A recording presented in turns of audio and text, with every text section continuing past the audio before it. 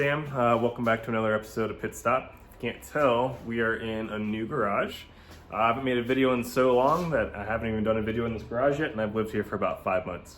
So I'm going to get you caught up on everything that I've had done on the E36 that I've done, kind of initial impressions since I haven't even made a video since I've had it running and driving a lot, and also kind of show you what I've already broken and what I need to fix and kind of next steps for this project. So let's go ahead and get into it. I'll flip you around, we'll do a quick walk around, and then we'll go over what we're working on in the video today. Might be that. Okay, it's been so long since I've made a video about this car that you haven't even seen the motor inside of the car. So that happened. In fact, everything drivetrain wise has been in this car. I've driven it for about 300 miles or so. It's done great. I started having a problem relatively quickly that you can kind of see hinted at over there. Because I was kind of dumb and I didn't replace my rear main seal when I did my clutch. So what happens when your rear main seal leaks is it gets on your clutch disc and it'll cause it to get super duper hot. And then, especially if you do like a clutch kick or something like that, you can basically shear this whole thing off and it'll start to obviously flake off since there's only a portion of the disc. And this is kind of when I would put my foot barely on the clutch pedal. I'd get kind of a pulsing feeling, which can be a throwout bearing, or it can also be because you only have, 30% of your clutch disc. Might add something to do with it. So moral of the story is always replace your rear main seal when you're doing your clutch. It's like $25 in parts. It's not hard, and there's just no easier time to do it. And if you don't, you'll probably ruin your clutch. This was a really cheap one, so it didn't hurt that bad.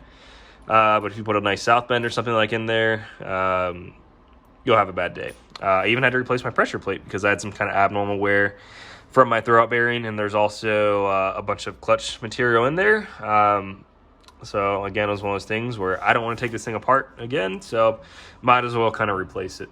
So that's kind of what happened there. Other issues I've kind of had since I've had the car going for a little while, I was chasing an issue where I was having a misfire around 5,000 RPM or so. Not everywhere in the rev range. It was kind of intermittent as well. It ended up being I had a corroded DME, so make sure you always check that out when you buy a DME, especially on the bottom side of the circuit board, since that's where condensation will get and it'll corrode. And basically when it corrodes, it can basically cause stuff to short out because you're bridging connections on that bottom, which is kind of why whenever you have something that's really intermittent and kind of hard to diagnose, it's usually electrical or a grounding issue, even more likely. And also one thing that was not helping the problem along was I had a couple coil packs that were a little weak. So I replaced those, and honestly now this car has been running fantastic.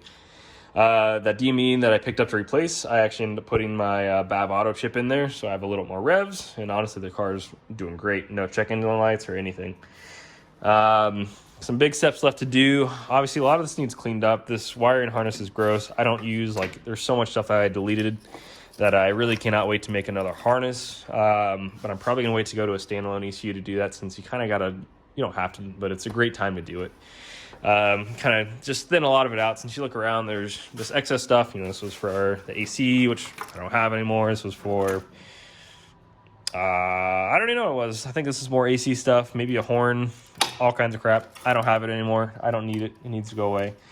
So that'll happen pretty soon, as well as the wiring on the inside. I'm slowly working on getting that cleaned up. You can see there's a big rat's nest there. I got all the wiring rear of basically the fuel pumps cleaned up.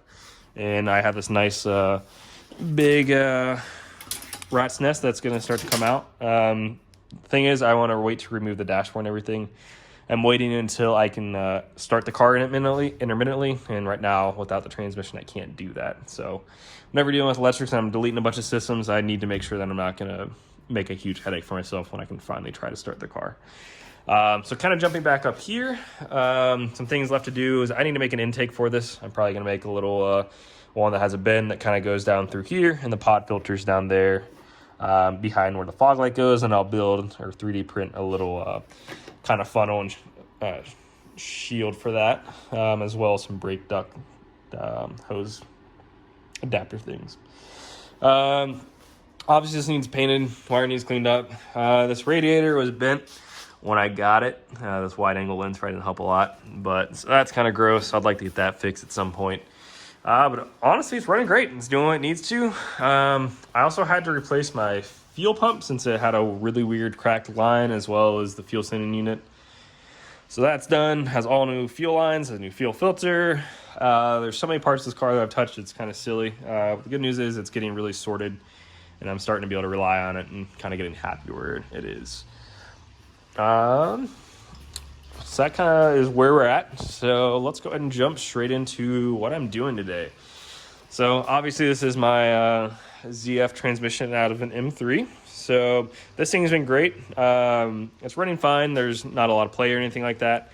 I'm just going to do some maintenance that I should have done the first time, but I was kind of on a time crunch, so I didn't. So what I'm doing on this guy is I'm going to replace the shift rod seal, the output shaft seal, the input shaft seal, as well as all of the detents. Fifth gear and reverse were a little hard to find on this car, and I already had them. I bought them a while ago, and I even have the tools to set those at the correct depth.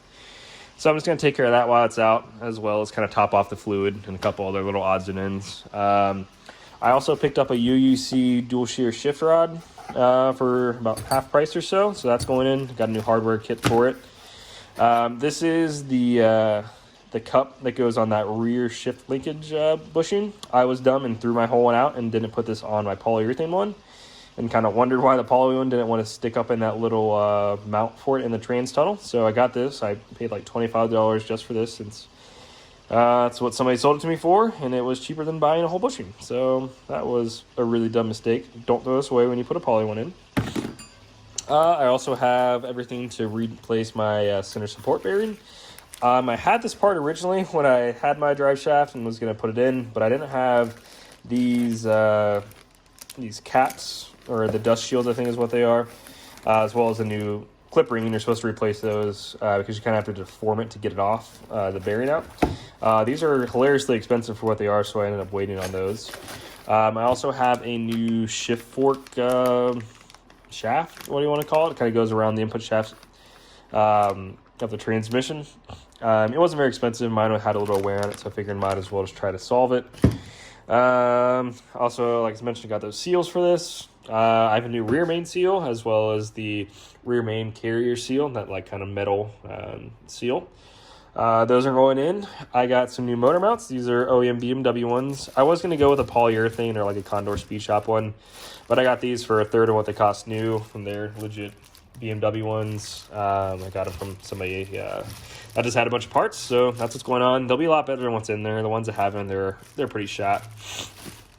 And additionally, I've been kind of chasing some oil leaks on this car. Originally, when I got it going, you would like park it, and it would just not puke oil everywhere, but there'd be enough oil that it had to have cardboard down.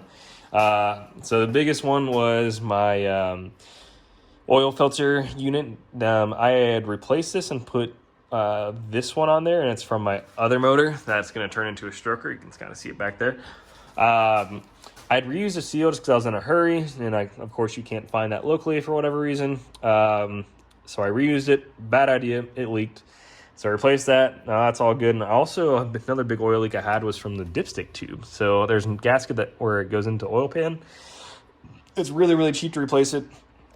And it fixed the oil leak. And now the only one that I have is on my oil pan now, as well as rear main, but we're taking care of that. I had used red seal maker for the oil pan gasket last time. And normally that's fine. A lot of people actually just kind of swear by it, especially on kind of like the more race stuff.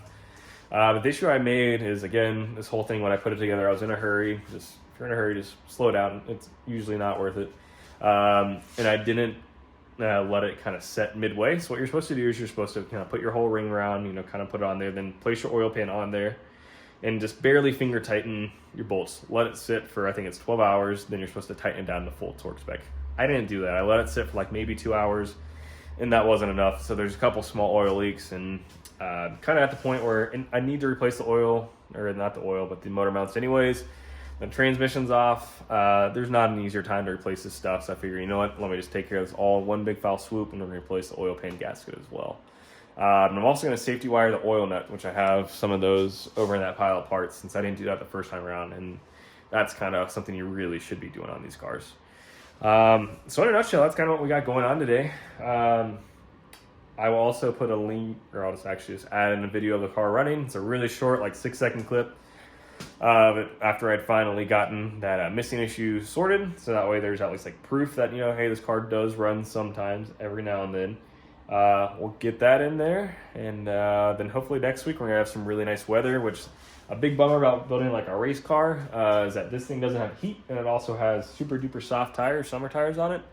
And those are soft when it's summer, but they turn really, really hard when it gets cold, and you just don't get traction.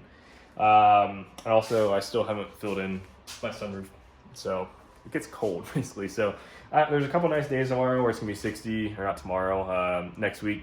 So hopefully we can get out, make some videos of the car driving, you know, some exhaust clips and